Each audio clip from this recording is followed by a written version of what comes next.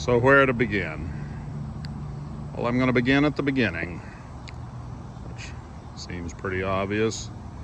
Found this car in 1976. It was parked out front of Gillespie Import Service in Charleston, Illinois.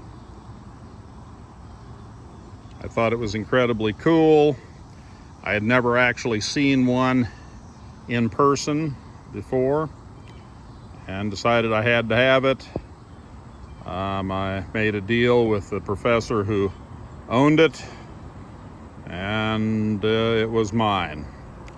Or I guess I should say it was ours, because my father and I bought and sold many old Jaguars back in our heyday of 1970s and 1980s.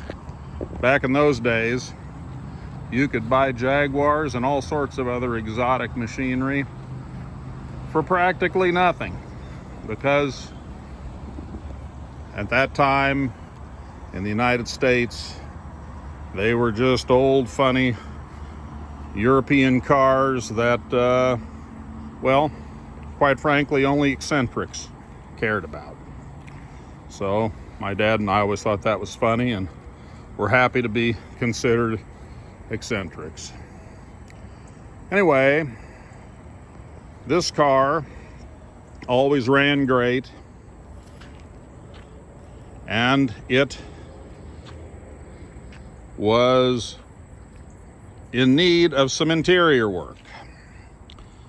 The interior it had in it from the factory, which we found it with, was a red leather interior. And it had been beautiful when it was brand new, but as the car was 16 years old by the time we found it, and had been all over the world by that time, the red leather in the front seat was gone. It was in pieces. I suspect it sat in the sun, and the sun came through the front window and just totally dried out the front leather, and then when they sat on it, it was all she wrote. The back seat, on the other hand, was in great shape, and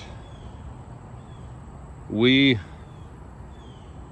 could have left it, and my dad, who redid the interior more as a lark than anything else. He'd never done a car's interior, but he decided he would do one, and this was the car he chose to do it on. So it was being the 70s and all, you couldn't just go on the internet and get whatever you needed for these machines. So he replaced the entire interior, and did a damn good job as far as I'm concerned from 40 years ago. But now that interior is 40 years old. The design for the seats roughly matched the design on the seats for a certain Lincoln of the mid-70s era. It's 15-footer, as you probably can tell from these photographs.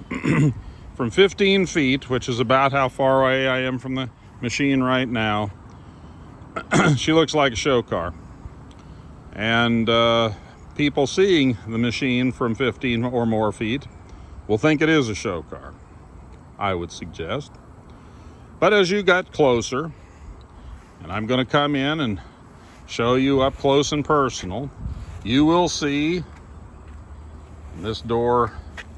It's actually not too bad, but from this angle you can see a row of door dings. Not terrible. Some of them would probably buff out, but not all. Back in the day, we were members of the Eastern Jaguar Automobile Group, and thus the badge on the right rear wing window. Has all four hubcaps. Tires are old, but hold air and actually have lots of tread on them, but I wouldn't want to take them up to high speed, I don't think. The chrome is serviceable, but not show car. It is all there. Don't think there's any chrome missing, never has been. Anyway, had a great time with the old girl, and she just needs some love and attention. Let me talk about that briefly. Before she could be used, I think, well, 2 or 3 things need to be handled. One, my mechanic and I don't 100% agree on this. My mechanic believes that it needs a brand new gas tank. I believe that probably the old original gas tank could be used if in fact you were willing to take it off and have it boiled out. But I don't know what that costs because I've never done that. And you never know how much scaling and so forth has taken place on the inside of a gas tank over a period of, 62 years now. The front end, I would say all rubber gaskets holding the front end together, probably the motor mounts, all of that needs to be replaced. I will tell you, I have not crawled under the car recently, but I would say anything rubber having to do with the front suspension needs to be replaced. Left rear door does not want to open from the outside handle anymore, but will in fact open from the inside handle. So that needs to be taken care of. Horn doesn't work. Probably needs a new horn, or at least a rebuild of the old horn. And let's see, last thing that pops to mind, oh yeah, all the gauges work, including the speedometer and the tachometer, which I think you saw work in the driving video. But I will tell you, and this has been the case for probably the last 20 years, the tach sometimes doesn't want to get started. And so when you fire it up in the morning, sometimes if it's not, doesn't flip over and show it's working, you just tap very gently on the glass and it works fine. Just one of the quirks of the car. All the fluids, every fluid needs to be changed. I literally pulled this thing out of the garage a few weeks ago. I cleaned her up.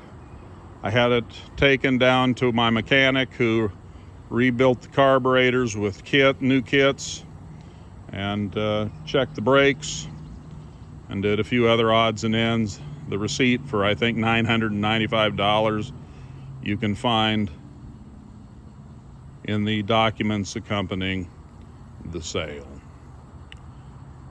She's a good old car. She's an honest old car.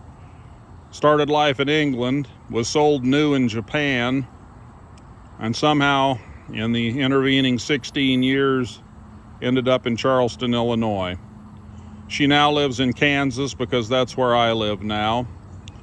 And if you are interested, I hope you'll give her a look. Thank you so much for your time. Appreciate it. Thank you. Bye.